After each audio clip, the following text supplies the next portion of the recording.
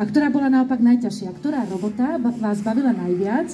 Čo bolo najľahšie, čo bolo najťažšie? Čo ste robili rád, čo ste nemal rád? No, čo bolo najťažšie? Dojenia ručnú. To keď som mal vše valachov, chlapov, že boli aj nováčkovia, no, keď som ja 2 glety nadojil mlieka, 25 litrov, on nemohol ani 10, lebo nemal ani praxi.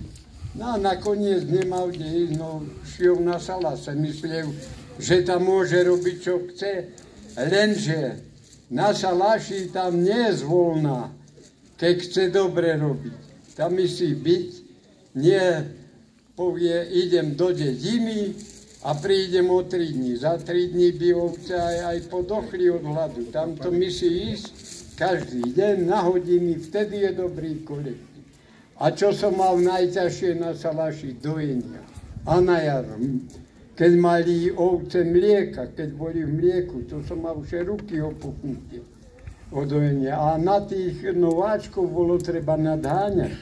Keď sme mali normu 100, tak keby každý podojil svoje, to 100 oviec, čo bolo na chlapa, tak by to šla robota. Ale ja som myslel podojiť aj 150. Lebo keď som ja už 100 oviec podojil a obzrel sa do košiara a tam ešte bolo oviec a tie bolo treba podojiť. Koľko to trvalo? Koľko trvá podojiť 100 oviec?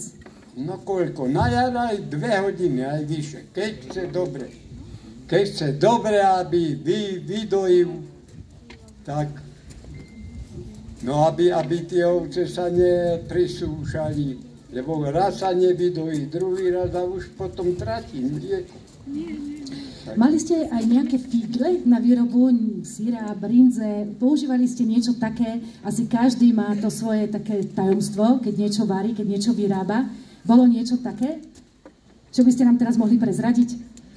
Ale no tak čo? No vo výrobe syra, tam je, keď je čerstvo mlieko, čisto sa precedí a zoberie sa syr. A keď sa robí syr, nie aby zavaril horúce mlieko, už keď je tá zrazenina, polieje tam horúcej vody a čo, no ale pojedne aj ženy to. Joj, takého bača syra nám daj, čo bude vrzgať, no ale to je nie na halušky, na brinzu. To je už taký vyplákaný syr. Najlepší je taká teplota. Zase tiež, keď je studeno, dobre nechytí tá syrenina. Zase je, no musí byť tak teplota, no ako 37, 36, 40 najviac, lebo potom už keď ho prihreje moc, to vrží. No. Pán Šavrtka, ja sa vás pýtam teraz takú otázku, keby ste sa mali rozhodnúť ešte raz, či by ste išli znova na Salaš? No, keby sa mi chceli roky vrátiť, šiel by som. No ale nemohol by som obsadiť všade. Všade, v našom okrese, aby som na každom Salaši bol. To by som len jeden zachraňoval. No, takže to by som šiel. No, ja by som aj za chvíľu budem mať 90.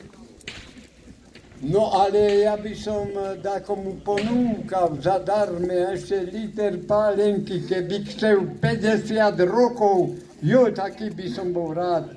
Na reku, nechcem nič za to, len si to ber. A ešte by mi aj tak 40 ostalo, ešte by som mal to. A čo by ste odkázali takým ľuďom? A dobre by som sa cítil. Zdravý, mladý, aj to by bolo. Čo by ste odkázali takému mladému človeku, ktorý by sa teraz chcel venovať ovčiarstvu? Aké rady by ste mu dali? No aké rady? Aby sa tešil, aby mal ovečky rád, aby všetko, čo je okolo Salaša, prírodu, v tej prírode, čo sa zvieratka, čo aj ovce, no a venovať sa tomu. No veď takedy je aj radosť veľká na Salaši, keď je pekný čas, prišli turisti, páča, vy tu máte, koľko máte dovolenky, vy tu máte celý rok, celé leto dovolenku. Hej, keď bolo pekne pred kolíbou, žintice, do čerpákov aj sirček, rozkrojiť, joj, tu je krása, toto. Ale keď pršalo a bolo blato, jaj, a vietor studený, mokrý, a vtedy ani čert ho nevidel nikoho. Ja vám chcem veľmi pekne poďakovať, že ste dnes s nami. No ešte by sme, to by sme moc... Ja to chcem práve povedať, že vy tu s nami ešte strávite dnešný deň a ak určite som si istá, že ktokoľvek by sa vás niečo spýtal, tak mu rád odpoviete. Takže pán Šavrtka tu bude s nami. Pokým ma nevyhodíte. Nevyhodíme.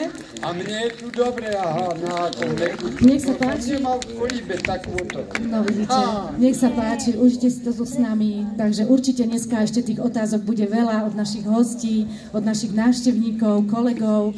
Tak ja teraz poprosím znova ľudovú hudbu, folklórny súbor Sliačanka, aby nám niečo ešte zahrali. A kým teda sa tak stane, kým prídu, tak vám prajem príjemný deň. Ako som povedala, užite si to. Pozývame vás na nejaký pravý baraní guláš, naše očiarske špeciality, ktoré si myslím, že vám budú chutiť. A vidíme sa teda ešte v areáli Skanzenu. Ďakujeme veľmi pekne. A ja ďakujem.